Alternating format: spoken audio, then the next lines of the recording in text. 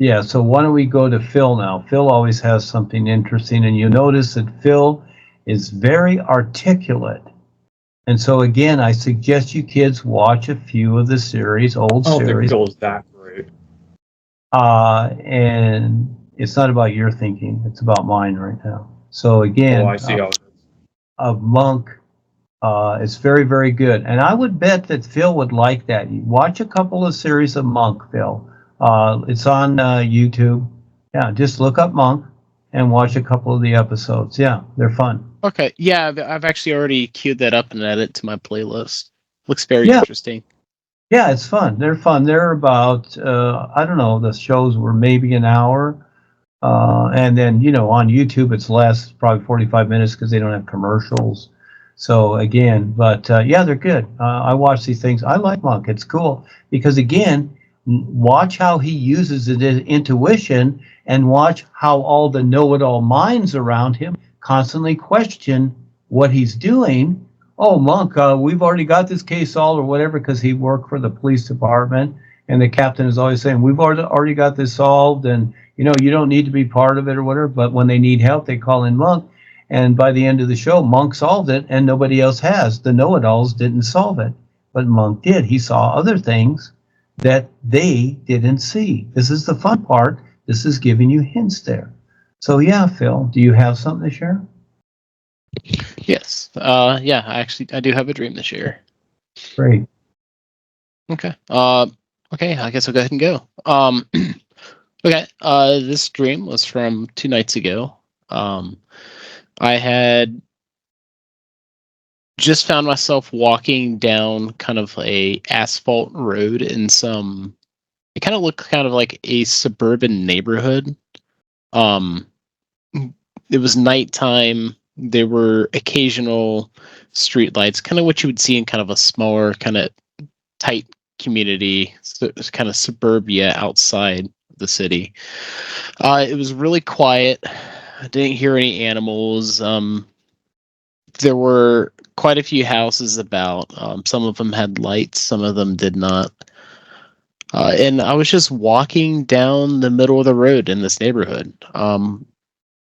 I did not seem to really feel as if I had a reason to be there of any sort, just walking. I had walked up to the small intersection in the neighborhood where it's just stop signs, there's no lights or anything. It's physically in the neighborhood. And there was a single kind of street lamp. It wasn't like the normal street lamp you'd see over streets. It was kind of the fancier ones where it was like a black pole with kind of a more fancier style light sitting at the top, probably about like 10 or 12 feet tall. I just kind of dwelled under the light of the lamp for a little bit for some reason. Just kind of looking off in the distance in different directions, just very calm. Didn't really feel like any urgency. And just for some reason, I felt the need to walk off the road next to the light. There was this, I don't know what they're called, but there was a kind of a concrete with a metal grate on top, I guess for water to flow in, because on the sides of the yard that intersected there were these holes on the side where it looked like water would fall down into it. And I'm assuming that went into a pipe and under the road. But for some reason, I had this urge to walk down to it. And I'm standing on top of it. The grate on it's really heavy duty looking, looks like some sort of cast iron. And I'm just looking down into this drain. It looks dry. I mean, but I started catching this kind of glimmer of something down in it. I'm assuming somehow the light from the lamp was working its way down there a little bit and causing a little glint that I could see. So it decided to crawl alongside of this drainage fixture in the ground and tried reaching my hand in, trying to reach whatever that glimmering object was down in it. Quite very quickly found it, grabbed it, pulled it out, and it was a little. I don't know what it was made out of. I think it was like made out of porcelain or something like that, I believe. But it was a little turtle. It kind of had had a normal looking green shell, with like some tan and some browns, and the underside was kind of like a lighter brown tannish color. But the turtle itself out of the shell was like, not sure how to explain it. One eye was red. The other eye was this kind of like golden glowing color. It was glowing. I'm assuming that was the kind of glint I was catching down in there, but I was realizing it was glowing on its own. It wasn't the light from the street lamp reflecting off of it. And it had different kind of like tie-dye like colors on the turtle itself, not on the shell, but the turtle itself on its legs, tail, neck, and head. And this is if I don't know, it was kind of like a tie-dye T-shirt. I remember that I used to have when I was a little kid, and we'd occasionally make them. Just found it interesting, and for some reason, I just kind of held it out in front of me and started walking off down the neighborhood again. And occasionally, I would just look down at it, and the glint would occasionally, after I've looked away and would look back at it, would switch from the golden eye to the red eye. And then it would just occasionally swap back and forth. And I started getting this feeling that every time I'd come up to an intersection in this neighborhood, and at this point, it seemed like the neighborhood was going on forever, and I would just keep coming up on intersections, but it would change differently when I came up on an intersection, as if it was either trying to tell me to go a certain direction or maybe don't go that direction. I'm not sure. But the golden eye lit, which is on the right side of its head, and I decided to turn right at this intersection. So I'm continuing walking on down, and then at this point, the next intersection felt like, I don't know for sure, but it was kind of like a feeling that was like about 10 houses down. The right eye, the golden one, remained glowing again, so I turned right again. Continue on down. This next intersection, the red eye glowed, so I decided to go left. And as I'm going down, sometimes it had me go left more than once. Sometimes it had me go right more than once. But there was never a time that none of the eyes were lit or both of the eyes were lit. I guess I'm not sure what I would have done if that happened. Maybe straight. I don't know. But as this goes on, I'm noticing that the time it would take to travel from one intersection to the next was getting quicker and quicker.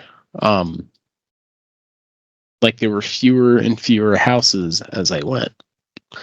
And ultimately, I came up to the last intersection,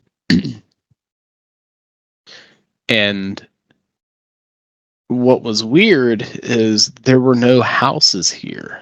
I'm sorry. No, there were no roads that turned down or straight. It just kind of like dead ended. But there were still stop signs. There was still one of those fancy lamps there in the corner.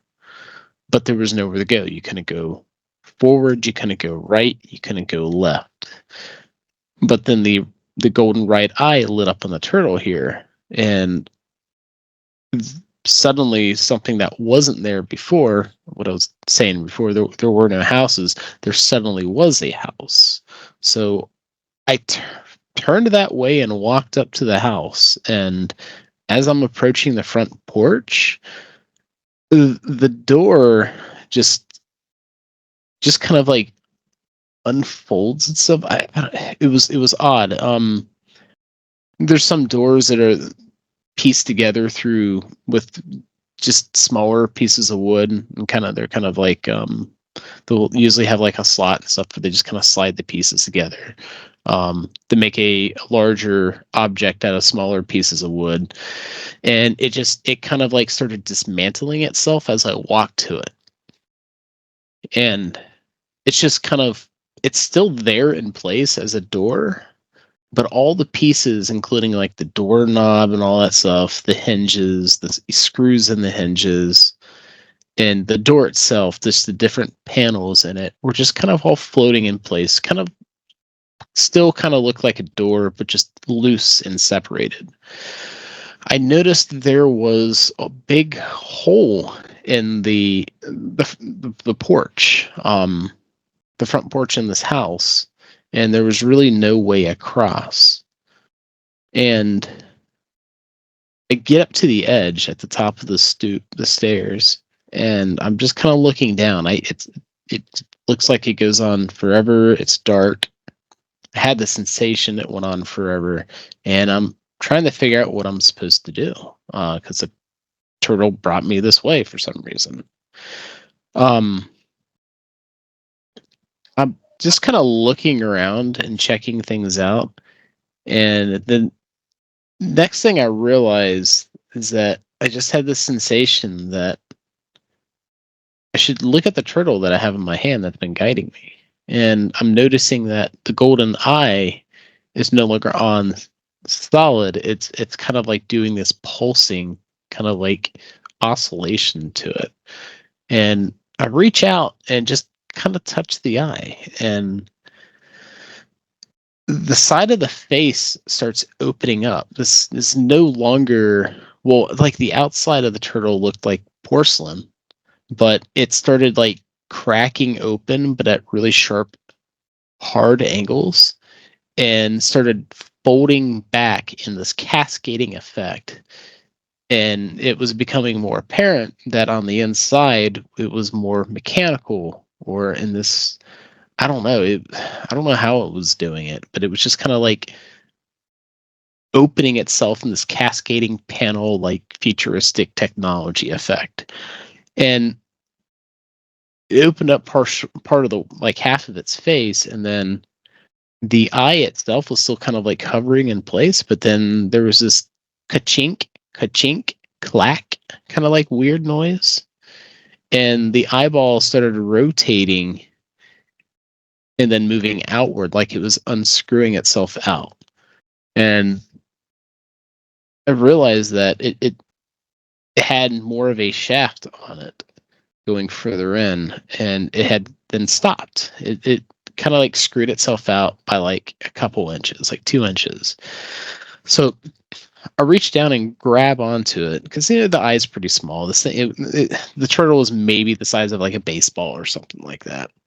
So the eye on it's really small. So I reached down with my index finger and thumb and just kind of grip the eye and start to pull. And next thing you know, it's pulling out of the head, but the shaft that's on the other end just keeps going. I just keep pulling as if maybe it was pulling that was like a portal to a different dimension or reality or something. And or like, I don't know, that show Doctor Who, where the inside of the TARDIS is like way larger than the outside is. So maybe it was some deal like that. But I'm pulling it out, and then it gets stuck. And then suddenly the eye starts melting in between my fingers, and then these mechanical kind of like, it was almost like centipedes or something, burst out and start enveloping my right hand, because I used my right hand to pull it out since it was sitting in the palm of my left. And it formed some sort of like liquid glove around my hand. But it looked mechanical, but like latex or something like that. But it was pitch black. It was very shiny, and I could feel through it as if it was like a second skin. And I wasn't freaking out either. That was the interesting thing. And after that had happened, my hand stuck in place. It just the shaft on the end of that just quickly shoots up into my palm, and I feel it. It wasn't painful or anything, but like in the center of my palm, it felt like it penetrated there. My hand was forced kind of like backwards, kind of give like a direct path to the center of my palm down my forearm. And I felt something shoot down the center of my forearm, took a 90-degree up past my elbow and into my shoulder, and just started. It felt like it was attaching itself around my collarbone, where my kind of right arm and shoulder is everything at attaching. And it wasn't painful. It was just kind of a shocking sensation. And suddenly the awareness of that going down my arm disappears, and there's nothing left in my hand except that weird mechanical latex like glove. I'm actually wondering if it was like nanites or something like that, microscopic machines, just a thick layer that's kind of like fused or bound or something like that. And at this point, the door that's hovering in front of me across the pit starts to kind of like pulse and wobble, and the pieces start hovering down in front of me, and then they start building a walkway across this pit. Like that was the key or the trigger, or that had to happen, or maybe somehow the glove that is fused to my right hand is giving me some sort of control, I guess, maybe to control matter or something like that. I don't know. But it might have just been like a key trigger. And the door settles down into a bridge. And so I cross it and enter the house.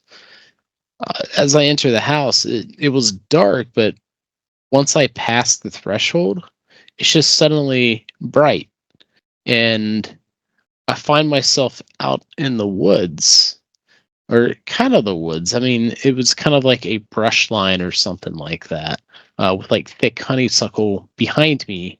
I look back, and the door's still there, and it's black as if it was when I was looking into it, almost as if I stepped through a portal.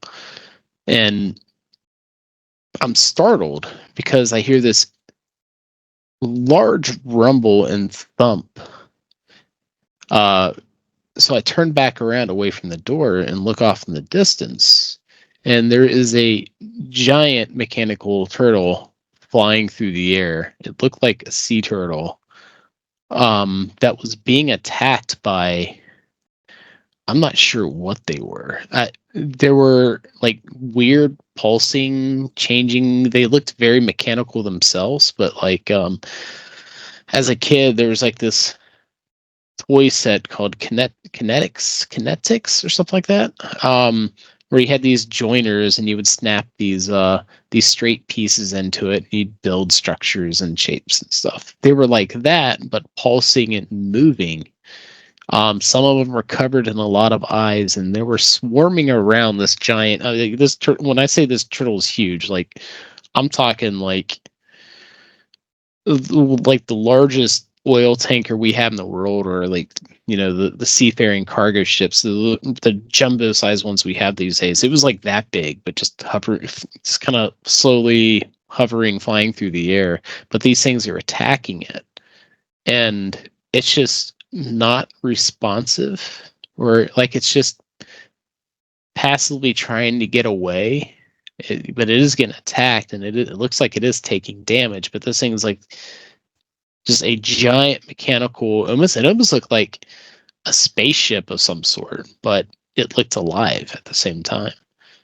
And when I notice this, my right hand starts to vibrate, and then I feel this heat shoot all the way up my forearm and into my shoulder, kind of where that rod had like pierced its way all the way up and through.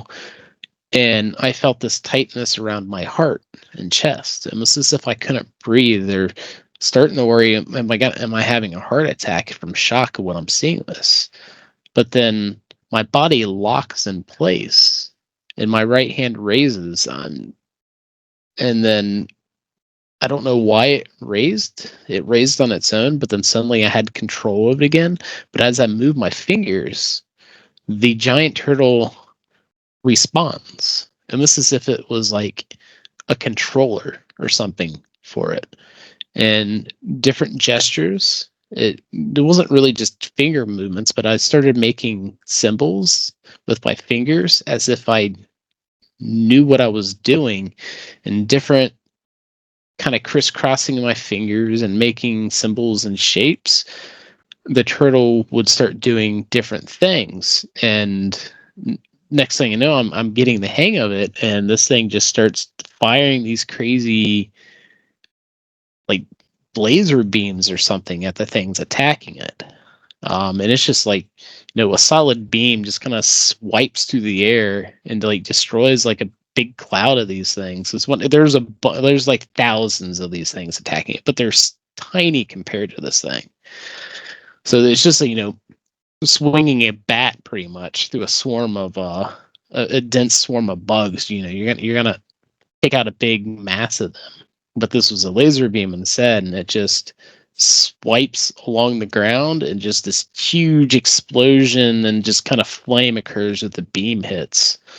And I'm kind of figuring out how to use it. And there's another one that shoots. It was like a giant railgun or something, and I accidentally kind of shot this like projectile out towards my direction, and as it passed overhead, I was like concussed with this, like, I guess, wind, as if there was an explosion. You kind of get blasted by the pressure wave from it. But I felt this pressure wave about knock me on my ass as the projectile flew overhead. Like, this thing was like some crazy super weapon or something. And really, the rest of the dream was with me just taking out what the heck those little things are.